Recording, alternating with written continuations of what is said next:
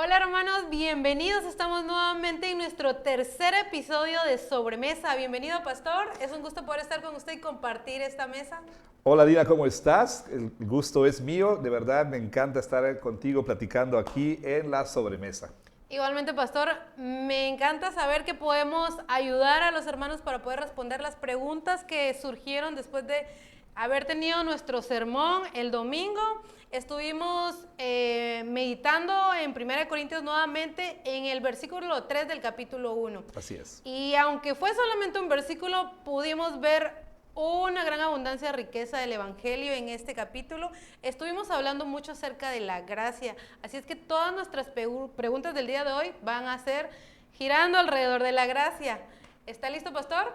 Espero que sí. Así es, comenzamos. Entonces, nuestra primera pregunta que nos pasaron ustedes, hermanos, es ¿cuál es la diferencia entre gracia y misericordia, pastor?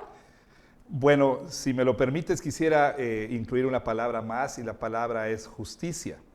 Justicia, misericordia y gracia. Okay. Bueno, la justicia, en términos sencillos, sería recibir lo que uno merece.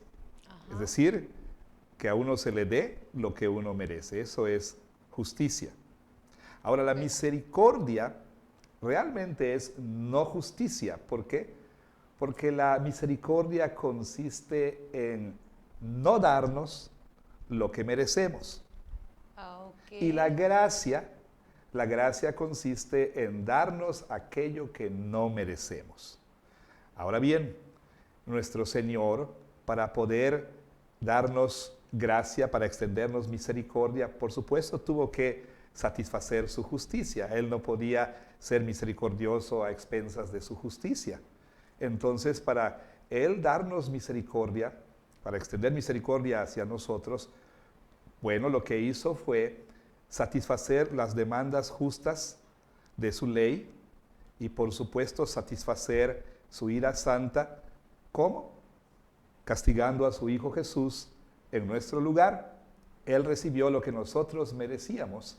Y entonces, por eso el Señor ya no nos da lo que merecemos y, por el contrario, nos da lo que no merecemos. El Señor nos da lo que Jesús merecía, no lo que nosotros merecíamos. Así entonces, de manera sencilla, gracia y misericordia. Gracia es darnos lo que no merecemos y misericordia es no darnos lo que sí merecemos. Ok, muchas gracias, pastor. Y creo que aunque hay una diferencia en términos, ambas van de la mano, la gracia y la misericordia. Sí, por supuesto, en un sentido sí, claro. Gracias, pastor. Estuvimos hablando mucho acerca de la gracia y usted también mencionó mucho acerca de la paz que tenemos con Dios. Y se estuvo hablando acerca de la gracia y paz, el saludo con el que comúnmente Pablo empieza sus cartas o termina sus cartas. Y una de las preguntas que surgieron fue sobre la ansiedad. Y la pregunta es, si yo comúnmente sufro de ansiedad, ¿esto quiere decir que es porque no tengo paz con Dios? Bueno, esa es una muy, muy buena pregunta. Yo diría que no necesariamente. Okay. No necesariamente. Digo, pudiera ser el caso. Pudiera ser que tal persona, la persona que hizo la pregunta, experimenta una ansiedad que no puede explicar, que sin importar que todo vaya bien, que las cosas vayan bien en casa, tenga un buen trabajo o no sé, a lo mejor le va bien en los estudios, en sus relaciones, en fin, buena salud, pero no se siente en paz, no se siente tranquila, hay este sentimiento de estar inquieto. Bueno, eso pudiera ser que esa ansiedad que tal persona experimenta, pues provenga de no estar en paz con Dios. Pero no necesariamente ese sería el caso. Obviamente, el tema de la ansiedad es un tema amplio, pero simplemente quiero mencionar lo siguiente. Pablo en Filipenses capítulo 4, él dice en los versículos 6 y 7, por nada estén afanosos, o sea, no estén ansiosos por nada, sino que por el contrario nuestras peticiones sean conocidas delante de Él con toda oración y súplica. Y luego dice, y la paz de Dios que sobrepasa todo entendimiento, guardará sus pensamientos y sus corazones en Cristo Jesús. Bueno, ¿por qué sentimos ansiedad? Podemos sentir ansiedad cuando enfrentamos alguna situación en la que pues sentimos que no estamos en control, ¿sí? Y la verdad de las cosas es que nunca estamos en control, realmente, ¿no? Viene a mi mente una línea realmente muy interesante en toda la saga, digámoslo así, de Jurassic Park, diagonal Jurassic World, pero especialmente en el primer episodio de la siguiente saga, se habla mucho acerca precisamente de tener control, no tener control. Y recuerdo que en una de las películas, me parece que en la primera, el personaje de Laura Dern le dice pues al dueño, ¿verdad? A John Hammond le dice que ese fue la ilusión, es que nunca estuvieron en control, ¿no? Y realmente nosotros nunca estamos en control de nada, pero hay cosas que nos hacen sentir que estamos en control, ¿verdad? Y entonces cuando enfrentamos alguna situación en la que, bueno, precisamente sentimos que no estamos en control, empezamos a experimentar ansiedad. Experimentamos ansiedad ante lo desconocido o ante, alguna situación peligrosa, ante alguna carencia o a enfrentar a alguna persona. Y a veces tenemos ansiedad con respecto a cosas que ni siquiera han sucedido. Y bueno, ya estamos experimentando ansiedad, dibujando escenarios en nuestra mente, etcétera, ¿no? De cosas que ni siquiera han sucedido.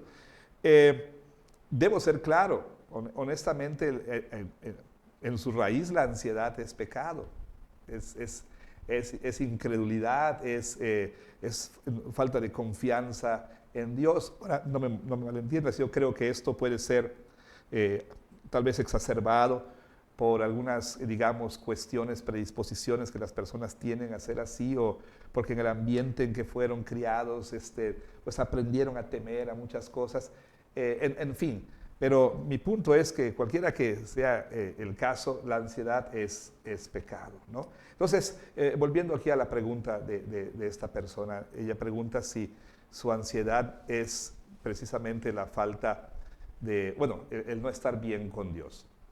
De nueva cuenta, quiero ser claro, pudiera ser, no lo sé, tendríamos que platicar más para saber cómo está realmente esta persona.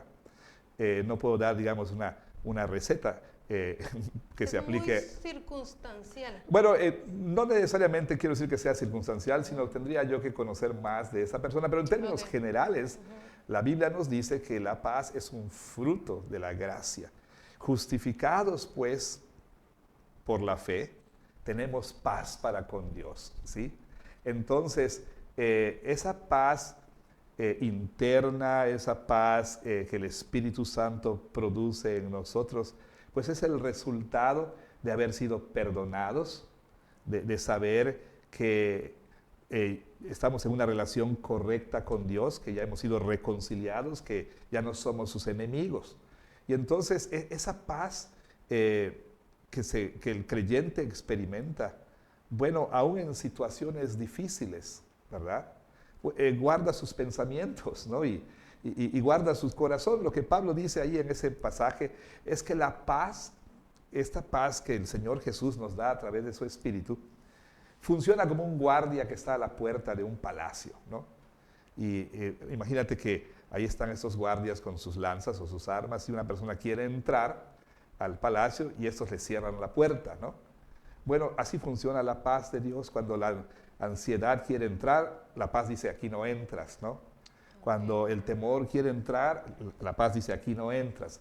En ese sentido, guarda el corazón y los pensamientos. Entonces, una persona que puede estar pasando por situaciones muy difíciles, finalmente puede descansar sabiendo que, bueno, quizá lo peor que le puede pasar es morir, pero como sabe que ya está bien con Dios por gracia a través de la fe, entonces eso elimina pues los temores más grandes que puede sentir, ¿no? Que es morir. ¿Y por qué tememos morir? Porque muy dentro sabemos que tenemos que enfrentar a un Dios santo a quien hemos ofendido, ¿no? Entonces, pero cuando eso ya está resuelto, esto entonces puede hacer que la persona, a pesar de que experimente situaciones que normalmente producen ansiedad, bueno, la persona puede ir descansando. Y una cosita más, el antídoto de Pablo es este, ¿no? Oren por todo, ¿no? No estén afanosos, no estén ansiosos por nada, oren por todo. Y el resultado es esa paz, ¿no? Que el Señor ha prometido. O sea, esa experiencia de la paz que nosotros ya tenemos en Cristo. Ok, entonces un cristiano que ya tiene una relación correcta con Dios, porque ha creído en el Señor Jesús como su Señor y Salvador, experimenta una paz que el no creyente no puede experimentar, y aunque a causa de los restos de pecados que hay aún en nosotros, pues va a luchar con la ansiedad, Sí, si claro. tiene alguna tendencia más a... Lo que pasa es que, vaya, nosotros pues todavía no hemos sido glorificados, Claro. ¿verdad? Vivimos en un mundo caído, somos todavía pecadores, sí justificados, ¿verdad? Pero todavía pecadores. Y hay momentos en los que nosotros sucumbimos al temor. Honestamente, yo no creo que haya persona que pueda decir que nunca experimenta temor, que nunca experimenta, pues vamos a llamarle ansiedad, ¿no? Los niños cantaban una canción que se hizo muy popular hace unos años. Bueno, es una canción que hicieron este ministerio infantil que se llama Extreme Kids. Jesús es súper fuerte, ¿no? Ajá, Y sí. dice una parte de la canción, yo nunca tengo miedo, sus brazos me protegen. Y nosotros aquí le cambiamos la letra porque no hay tal cosa como que yo nunca tengo miedo, ¿no? Y le pusimos, y cuando tengo miedo, ¿no? Sus brazos me protegen. Entonces, no es que, vaya, no es que no tengamos miedo, es que hacemos con ese miedo, ¿verdad? Exacto. ¿A dónde vamos cuando tenemos temor? ¿A dónde recurrimos cuando tenemos temor? ¿Sí?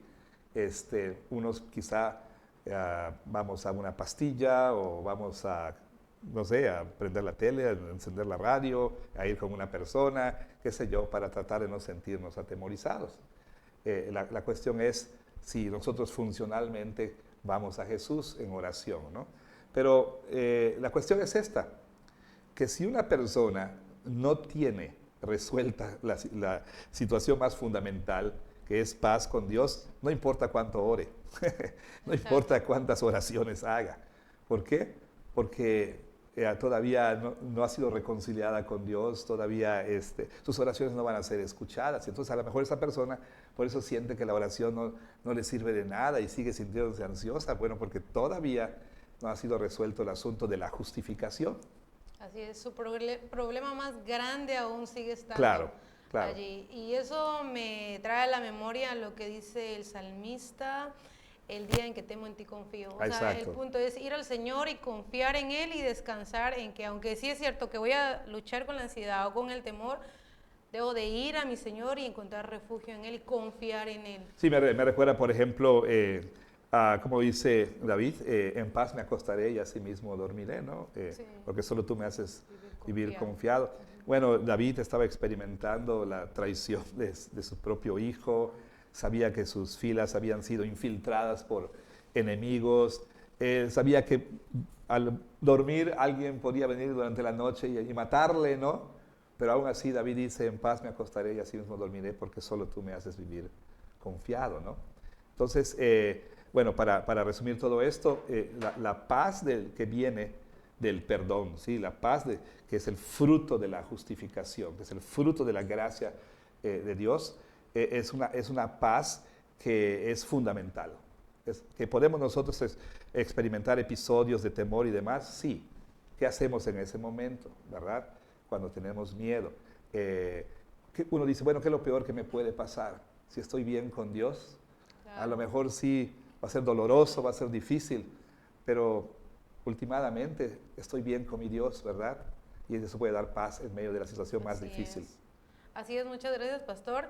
Y eso nos lleva a nuestra siguiente pregunta, porque muchas veces descansamos en nosotros, en lo que yo estoy haciendo para poder estar en paz con Dios. Y una de las palabras que usted mencionó en el sermón es la palabra tetelestai. Oh, sí. Y esta palabra es muy importante, o sea, esta palabra es muy importante porque es una declaración de que ahora sí de verdad tenemos paz con Dios. Entonces, ¿qué relación tiene la palabra tetelestai y la gracia? Y nos puede ayudar a comprender un poco más esta palabra. Claro, esta es la palabra, una de las palabras, como se les conoce normalmente, que Jesús pronunció en la cruz y la cual normalmente se traduce como consumado. Consumado es una palabra rica en significado y el domingo yo señalaba que esta palabra puede entenderse en el sentido de que Jesús había terminado toda la obra, toda la misión que el Señor le dio para hacer, que todo había sido cumplido, todo había sido terminado. Y bueno, podemos pensar en varios aspectos que esta palabra cubre. Por ejemplo, cuando Jesús dijo todo ha sido consumado, todo ha sido terminado, Jesús estaba hablando de su responsabilidad de cumplir toda la ley, ¿sí? De obedecer toda la ley, de esa misión, ese deber que Jesús tenía, de obedecer perfectamente la ley de Dios. No hubo mandamiento que Jesús no hubiera obedecido, no hubo aspecto de la voluntad de Dios que Jesús no hubiera hecho. Pero también tiene que ver, por ejemplo, bueno, no por ejemplo, sino en segundo lugar tiene que ver con que Jesús pagó por todos, absolutamente todos y cada uno de nuestros pecados. No hubo uno solo por el cual Jesús no hizo expiación, por el cual Él no hizo propiciación. Todos esos pecados fueron propiciados, es decir, Jesús apaciguó la ira de Dios, Jesús expió, en su muerte en la cruz, todos nuestros pecados. Y Juan, en la versión de Juan, dice en Juan 19:30, cuando Jesús hubo tomado el vinagre, dijo, consumado es, y habiendo inclinado la cabeza, entregó el Espíritu. Esta frase,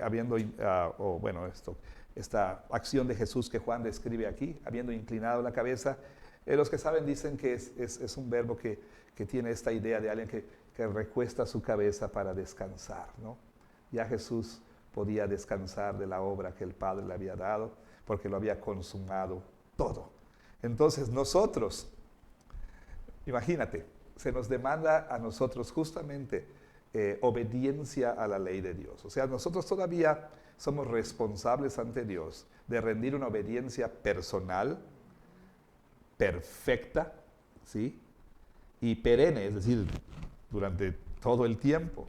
O sea, tú y yo y todos nuestros hermanos somos responsables delante de Dios de obedecer personalmente la ley de Dios todo el tiempo, perfectamente todo el tiempo. Imagínate, ¿podemos hacerlo? Absolutamente no. Ahora, por otro lado, pensemos en la deuda tan grande que tenemos con Dios. O sea, hemos pecado, hemos quebrantado su ley, le hemos ofendido, una deuda impagable. Y el domingo yo decía que cuando tenemos deudas, y yo tengo deudas, tú tienes deudas quizá también, todos en alguna manera tenemos deudas, nos sentimos intranquilos, ¿verdad? Pero ¿cuál es ese sentimiento tan dulce cuando vas y pagas la última letra o cuando pagas lo que le debías a esa persona?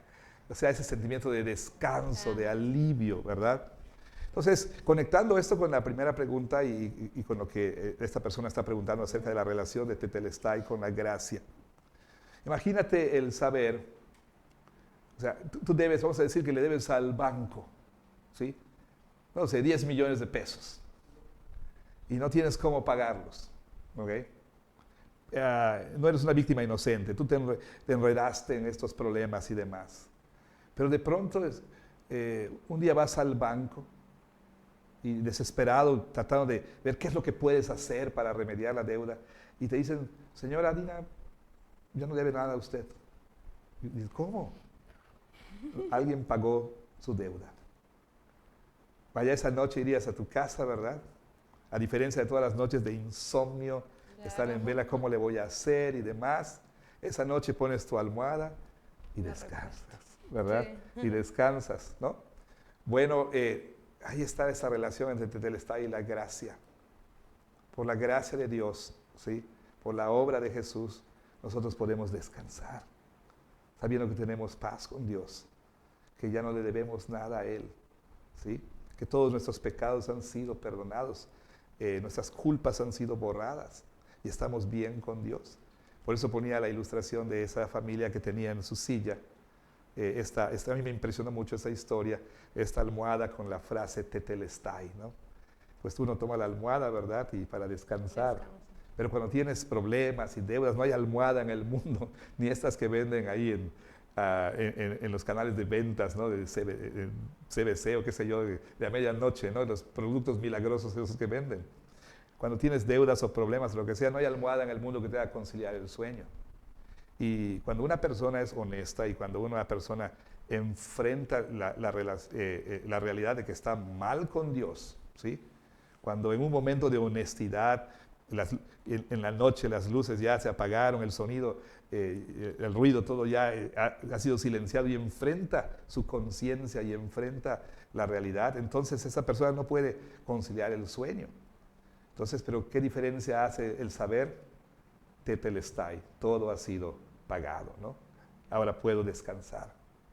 Claro, sí. Por la gracia de Dios. Y esa ilustración creo que fue la que más me encantó del sermón, de poder ver esta palabra de consumado es como una almohada donde puedo recostar mi cabeza, y creo que eso nos da mucho descanso porque al final es por la obra completa de Cristo Jesús, no por lo que nosotros hagamos. Exactamente. Así es. Y usted, pastor, ahorita mencionó algo acerca de satisfacer la justicia de Dios, la ira de Dios. Esto me lleva a la siguiente pregunta creo que lo contestó implícitamente, pero la pregunta es la siguiente: ¿por qué Dios está airado con los no creyentes? Hablando de la ira, porque comúnmente se habla mucho del amor de Dios, pero no se habla de la ira del Señor. Bueno, Dios es un Dios santo. La Biblia dice que es 3 veces santo. Y en las palabras de Sproul, no hay atributo de Dios que sea elevado al tercer nivel de repetición. La Biblia jamás dice que Dios es justicia, justicia, justicia, o que Dios es amor, amor, amor, o que Dios es misericordia, misericordia, misericordia, pero dice que Dios es 3 veces santo, es santo, santo, santo. Recordarás que ese era un recurso de los judíos, de los hebreos, pues para resaltar algo, para enfatizar algo, es para mostrar el grado superlativo de algo, ¿no? Entonces, una repetición, por ejemplo, cuando Jesús decía, de cierto les digo, o cuando se repite una misma frase, es porque eso era importante, porque se estaba enfatizando, se estaba señalando para que le prestaran atención. Bueno, entonces, cuando los querubines o serafines cantan este trisagion, este santo, santo, santo. Vaya, eso debería hacernos pensar, ¿no? En no sé qué palabra usar, quizá no sea la mejor, pero la magnitud, la inmensidad, o sea, lo trascendente de que es que Dios sea santo, ¿no? Que Dios es purísimo, que Dios no puede tolerar el pecado. O sea, es imposible. Él es luz y no hay tinieblas en Él, ¿no? Él habita en esta luz inaccesible, ¿verdad? O sea, Dios no puede de ninguna manera coexistir con el pecado, para decirlo de alguna manera, ¿no? Por otro lado, Dios dio su ley, y la ley es una expresión del carácter de Dios. No podemos separar la ley de Dios de su carácter, o sea, el carácter de Dios se refleja en su ley, ¿no? Su santidad, su rectitud, su justicia, etc. De manera que ofender su ley, quebrantar su ley, es ofender a Dios mismo, ¿sí?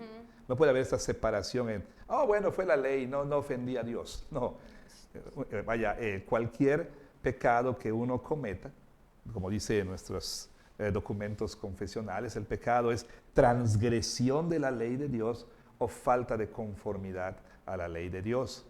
Entonces, esa violación, ese quebrantamiento o el no hacer lo que Dios dice es un asunto muy serio. Realmente, para ponerlo en términos coloquiales, cada pecado es un acto de rebelión, ¿sí? Cada pecado es una bofetada en el rostro de Dios, es menosprecio por Dios. Entonces, al pecar, estamos ofendiendo a Dios. Y bueno, un ser puro, justo, recto, santo como es Dios y perfectísimo, ¿sí? Pues entonces tiene que tener la respuesta adecuada a cierta situación. Si Dios no reaccionara con ira hacia el pecado, habría algo muy mal con el carácter de Dios. Claro. Nosotros, por ejemplo, somos seres caídos, finitos y demás, pero somos imagen de Dios, ¿sí? Y cuando somos redimidos, pues obviamente podemos reflejar a Dios de una mejor manera, ¿no?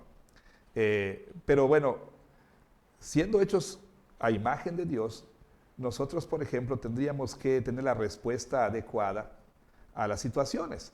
Cuando algo amerita que nos enojemos, deberíamos enojarnos. Si el pecado no nos enoja o no nos entristece, pues hay algo mal en nuestro carácter, ¿no? Y si por el contrario, digamos, hay una acción en la que, bueno, por la que nosotros nos enojamos cuando no deberíamos, pues también hay algo que no está bien. Entonces, volviendo al asunto, volviendo al carácter de Dios, si Dios no se enojara con el pecado, si no se enojara, no expresara ira por el pecado, habría algo realmente, voy a decirlo muy coloquialmente, muy malo con respecto a su ser. Esa es la respuesta que debe ser. Dios no puede no sentir eso o no expresar eso, no puede ser, ¿no? Entonces, por eso es que Dios está airado con el pecador todos los días, ¿sí? Lo maravilloso del Evangelio es que Dios encontró una manera de amarnos aun cuando estaba airado con nosotros, ¿no? ¿Ok? Y a veces se habla mucho de esto. No. Dios, como decimos, Dios ama al pecador, pero Dios está enojado con su pecado. ¿Cómo es esa expresión que normalmente se usa, que hace una distinción entre el pecador y su pecado? No hay tal cosa. En términos de la Biblia, Dios está airado con el impío todos los días. Sí, porque el pecado no está separado de nosotros, o sea, al final Claro. es parte de nuestra naturaleza caída. Así es. Así es. Entonces, a causa de eso, pues el Señor está airado contra el impío todos los días, como dice el salmista, y por lo tanto, si una persona no es creyente, no ha arreglado su relación con el Señor, pues por supuesto que tiene la ira de Dios sobre él. Claro, y además, como dice el apóstol Pablo, por tu dureza y por tu corazón no arrepentido, atesoras, dice, ira, para el día de la ira y de la revelación del justo juicio de Dios. O sea, el Señor muestra misericordia todos los días al pecador, ¿sí? Ya lo hemos dicho muchas veces, a veces la gente se sorprende cuando de pronto calamidades vienen y mucha gente muere y se sorprende y algunos levantan el puño y dicen cómo Dios puede permitir algo así. Pero como decía Sproul y lo decía también C.S. Lewis, lo que debe sorprendernos es cómo Dios soporta todos los días a criaturas tan rebeldes y tan pecadoras. ¿Cómo es que Dios les permite estar respirando? ¿Cómo es que Dios les da alimento y sol y vida? Y Pablo dice que todas esas bendiciones tienen el propósito de llevarnos al arrepentimiento. Pero por la dureza del corazón de las personas, lo único que hacen es atesorar ira, más ira. Así es. Y solamente aquellos que estamos en Cristo podemos experimentar esa paz. Claro. Que sobrepasa todo entendimiento. Una de las cosas que usted mencionó en el sermón y me encantó mucho es la importancia de el orden en que Pablo da su saludo de gracia y paz. O sea, el orden es importante porque solamente aquel que ha recibido el Evangelio, que ha experimentado el Evangelio, puede experimentar esa paz como respuesta. Claro. Y pastor, una de las cosas que usted estuvo hablando en el sermón es que muchas veces erróneamente los papás crecen a sus hijos con un sentido de que los van a amar, los van a aceptar solamente por mérito. Claro. Te voy a amar si haces esto. O constantemente usted habló acerca del mérito porque pues la gracia Claro. es algo que no recibimos por mérito alguno. Entonces, la pregunta sería la siguiente. Si yo ya he recibido la gracia del Señor, yo ya he experimentado la gracia del Señor, y sé que estoy en paz con Dios, pero constantemente experimento un sentimiento de nunca lograr agradar a Dios, ¿por qué me siento así? Claro. Bueno, esa pregunta quizá pueda ser respondida de varias maneras. Una es, probablemente pudiera ser el caso de que la persona no haya todavía comprendido el Evangelio, ¿no? Eso pudiera ser el caso. Porque, bueno, una tragedia muy grande entre nosotros los cristianos es que estamos muchos de nosotros tratando desesperadamente de ganarnos algo que ya es nuestro. Exacto. Algo que ya es nuestro. Hay una escena que a mí me gusta mucho en la película Batman, la primera de Christian Bale, cuando él visita su propio edificio de las empresas Wayne. Y entonces su empleado, el Lucius Fox, lo lleva al departamento de ciencias aplicadas, o qué sé yo, no me acuerdo cómo se llamaba. Entonces Bruce está viendo varias cosas que le llaman la atención y dice, ¿puedo tener esto? Y Lucius Fox le dice, señor Wayne, en lo que a mí respecta, usted es el dueño de todo esto, ¿no? Entonces muchos cristianos somos así, ¿no? Estamos tratando de pedir prestado algo que ya es nuestro, de comprar algo que ya tenemos, algo que es nuestro, ¿no? Eso pudiera ser una razón. La otra razón pudiera ser también que este hermano o esta hermana está proyectando su relación con su padre terrenal, ¿sí? La está proyectando a Dios, ¿no? De alguna manera, y eso es de verdad algo que tal vez deberíamos explorar en otro momento, sin ánimo de, pues, psicología pop o cosas así, pero bueno, la relación con nuestros padres terrenales es muy importante, y a veces nosotros los padres podemos dañar a nuestros hijos en muchas maneras, y yo estoy muy dolido y arrepentido todas las veces en que hice sentir a mis propios hijos como que nunca daban la talla, ¿no? Uno sin darse cuenta puede estar proyectando esa misma manera de relacionarnos con nuestro Padre terrenal, con nuestro Padre celestial, ¿no? Y estamos tratando ahí de convencerlo de que somos buenos, ¿sí? Estamos tratando de demostrarle que no se equivocó al amarnos, ¿no? Estamos tratando de ganar su aprobación, estamos tratando desesperadamente de que Él nos sonría, cuando nuestro Señor ya nos sonríe en Cristo Jesús, ¿verdad? Y de verdad, o sea, yo mismo he experimentado, yo lo he comentado en varios lugares, una vez, en varios lugares en la iglesia, empezando mi doctorado, un profesor me dijo a mí, sin conocerme, llevamos 2 días de clase, y me dijo, ¿por qué te cuesta tanto creer que Dios te ama? Y muchos de nosotros realmente tenemos ese gran problema, nos cuesta muchísimo creer que Dios nos ama. Y decía, no sé si Lutero, no me acuerdo quién decía, que la mayor ofensa que podemos hacer al Señor es no creer que nos ama. ¿Qué más necesita hacer el Señor para mostrar que nos ama, no? Si te ha amado así, dice, ¿no? En esta manera, dice Pablo, Romanos 5:8, Dios demuestra su amor para con nosotros, en que siendo aún pecadores, Cristo murió por nosotros. Y como dice, es una canción que mi esposa de pronto me dice, ¿no? Y todavía te preguntas si te quiero, ¿no? O sea, una canción ahí popular, ¿no? O sea, Dios dice, y todavía te preguntas si te amo, ¿verdad? Entonces, realmente ese es el problema también, que a lo mejor estamos nosotros proyectando esa misma relación y creyendo que Dios es un Padre como nuestro Padre terrenal, que nunca estaba satisfecho, que fue ausente, que fue frío, que estuvo desconectado, que nunca realmente se interesó por nosotros, etcétera, etcétera, ¿no? O sea, pudiera ser otra causa. La otra también pudiera ser que pues la persona realmente no, pues todavía sigue operando por un evangelio de obras, ¿no? Sí, y comúnmente en la cultura cristiana nos bombardea mucho de que nosotros tenemos que esforzarnos por agradar a Dios, esforzarnos por ganar nuestra salvación, esforzarnos. Y aunque si bien es cierto que nos tenemos que esforzar, Claro. Y eso me lleva a mi segunda pregunta. Ok. No me respondo porque sé que me va a responder, pero no quiero que me responda porque eso es para la siguiente pregunta. Pero sí, nuestra cultura nos ha bombardeado mucho en que nosotros tenemos que buscar el mérito y que solamente por el hecho de que lo que hagamos nosotros vamos a entonces agradar a Dios y vamos a tener, como usted decía, la sonrisa de Dios. Eso me lleva también a la siguiente pregunta que ahorita me va a contestar. Es que la pregunta es, si yo ya he recibido la gracia de Dios, ¿por qué debería Claro. esforzarme por tratar de agradar a Dios? ¿Debo de esforzarme por tratar de agradar a Dios?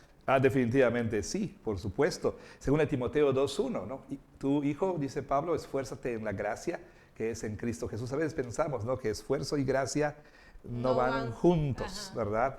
Eh, ah, no, como que no podemos reconciliar estas dos, esfuerzo y gracia, disciplina y gracia, ¿no? Entonces tendemos a ir a los extremos. De hecho, Jerry Bridges, un autor muy famoso, él escribió un libro que se llamaba, se llama, perdón, En pos de la santidad. Y él después dijo, no, este libro suena demasiado legalista, es un libro que como que da la idea de que uno tiene que esforzarse, tiene que merecer, la gracia de Dios. Luego escribió entonces otro libro que se llamaba Gracia Transformadora. Y él no sintió tampoco que había hecho un buen trabajo porque dice que se fue al otro extremo, ¿no? Y entonces escribió un tercer libro que se llama La disciplina de la gracia. Perdón, donde él pues presenta una postura más balanceada y nos muestra que realmente evangelio y ley van juntos, ¿sí? Gracia y ley van juntos, en el Antiguo y en el Nuevo Testamento. A veces hay esta idea de que el Antiguo Testamento era asunto de ley y obras, Ajá. y el Nuevo Testamento de gracia, ¿no? Pero nada más lejos de la verdad. En ambos testamentos vemos ley y gracia, Sí. pero en ambos testamentos vemos el orden, ¿sí? La ley, o la obediencia a la ley, para ser más claro, fluye de haber recibido la gracia de Dios. Por ejemplo, los 10 mandamientos. Yo soy Jehová tu Dios, que te saqué de la tierra de Egipto, de casa de servidumbre. ¿Sí? Entonces, luego dice, no tendrás dioses ajenos delante de mí, no te harás imágenes. Nota que Dios no les dice a los israelitas, bueno, israelitas, sé que están esclavos y están sufriendo mucho. Aquí les doy 10 reglas. Cuando las hayan cumplido, les sacaré de la casa de servidumbre. No, sino más bien esa obediencia que Dios demanda es en respuesta a su gracia.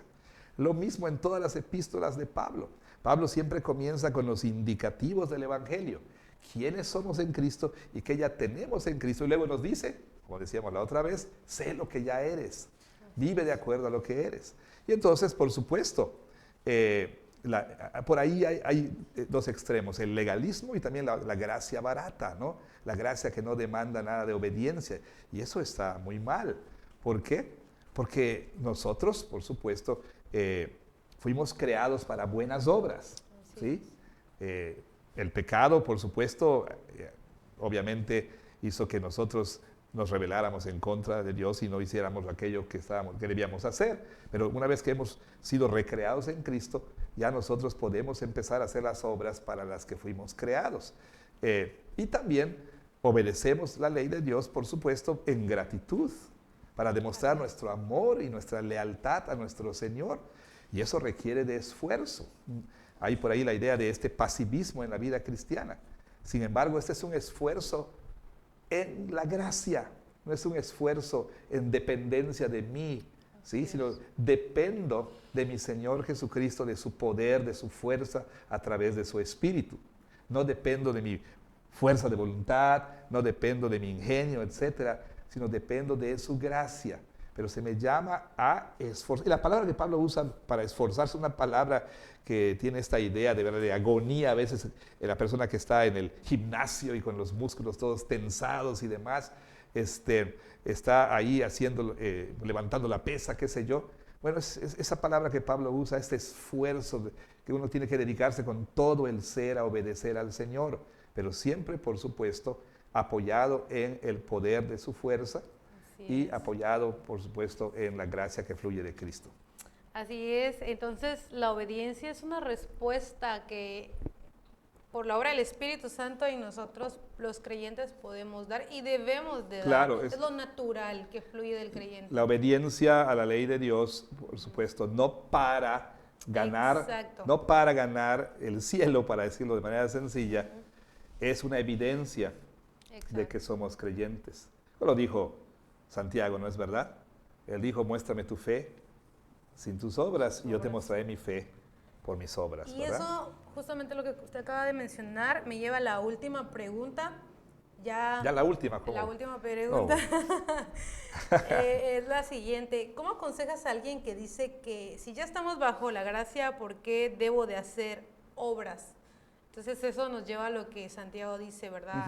Fe, bueno, obras, creo que lo mencioné ahora en la y pregunta anterior. lo mencionó. Si yo fui salvo por gracia, claro. ¿Por qué debo hacer obras? Bueno, uno, porque las obras, vaya, una vez más, de acuerdo al apóstol Pablo, él muestra esa relación ahí en Efesios 2, 8 al 10.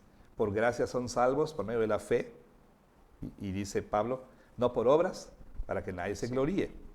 Y luego él dice que nosotros fuimos creados en Cristo Jesús para buenas obras, porque fuimos creados para buenas obras y el Evangelio restaura el diseño de nuestra humanidad, ¿no? Y no solamente eso, porque Dios así ha dispuesto que la manera en que nosotros mostramos nuestra gratitud y lealtad a nuestro Señor es haciendo lo que Él nos dice. O sea, en los pactos, en el antiguo cercano al Oriente, así era, ¿no? Los reyes tomaban un vasallo y le mostraban misericordia. Y decía, bueno, a cambio de mi misericordia me vas a mostrar lealtad. Y así me vas a mostrar tu lealtad, ¿no?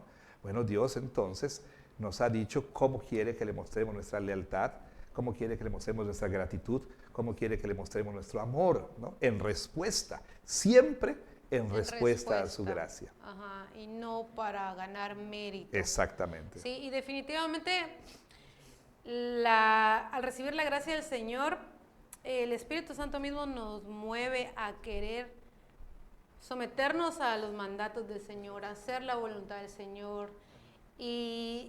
Y esto lo podemos hacer solamente en poder del Espíritu Santo, sí, así es. totalmente, no por nuestras obras, sino por la obra completa de Cristo Jesús ya hecha a nuestro favor. Y qué descanso podemos tener de verdad, porque no es por lo que hagamos, y aun cuando fallemos, porque vamos a volver a fallar, podemos correr al Señor nuevamente, a Cristo Jesús, y nuevamente ir en fe y arrepentimiento a Él, sabiendo de que Él nos va a renovar las fuerzas nuevamente. ¿Sabes qué pasa? Que con esto, pues no sé si creo que ya no tenemos más preguntas, pero solamente quería añadir lo siguiente. Sí, claro. Para terminar, está bien. Sí, para concluir ya. Lo que sucede es que, de nueva cuenta, cuando no está resuelto el asunto más básico, que es la justificación, ¿sí? Tenemos entonces esta inquietud, esta ansiedad, no nos sentimos perdonados. Puede ser que realmente no hayamos sido justificados o que no hayamos entendido, ¿sí? No hayamos nosotros comprendido lo que implica esto. Entonces, cuando no se comprende o cuando no ha sucedido, estamos tratando de convencer a Dios de que somos buenos y estamos justificándonos ante Él, estamos excusándonos, racionalizando las cosas, minimizando nuestro pecado, nos escondemos y demás. Pero cuando Dios viene en el Evangelio y nos dice, yo ya te he perdonado, ¿sí? Todo lo que has hecho ha sido pagado por mi Hijo. No trates de convencerme, ¿no? Ahora, a ver, vamos a trabajar en tu pecado, ¿no? Vamos a trabajar en esto. No trates de convencerme, no trates de minimizarlo, no trates de justificarlo. Vamos a trabajar en esto. ¿Sí me explico? Cuando no se entiende muy bien la justificación, la confundimos con santificación. Y entonces nosotros creemos que tenemos que ir justificándonos ante Dios. Pero la santificación fluye de esta justificación, ¿verdad? Ya somos libres para decir, Señor, aquí no tengo por qué esconderte nada. Reconozco lo que he hecho, ayúdame, ¿sí? Entonces, pero sabiendo que estoy en paz con Él. Así es. Que no voy a perder la relación con Él, ¿sí me explico? Que soy... y eso es peligroso porque eso puede llevar a personas a malentender esto y decir, bueno, pues puedo hacer lo que yo quiera. No. Porque el creyente verdadero lo que más quiere es agradar al Señor, ¿verdad? Y no quiere regocijarse en aquello que Dios odia, que Dios repudia, y aquello por lo que su Hijo sangró en una cruz por 6 horas, ¿no? Así es, sí, gracias pastor. Y debemos de descansar en la palabra que nos dice que justificados pues por la fe tenemos paz para con Dios por medio de nuestro Señor Jesucristo, no por nuestras obras, sino por las de Cristo. Así es que muchas gracias pastor Mucho gusto. por ayudarnos a aclarar estas dudas que surgieron en el sermón que tuvimos este domingo. Disfruto mucho la sobremesa, de verdad. Sí, sí, la disfrutamos mucho y gracias hermanos de Iglesia de Jesús por mandarnos sus preguntas y es un gusto para nosotros poder responder las preguntas aquí en Sobremesa. Gracias a producción por el trabajo y el esfuerzo también. Que Dios los bendiga hermanos, hasta la próxima.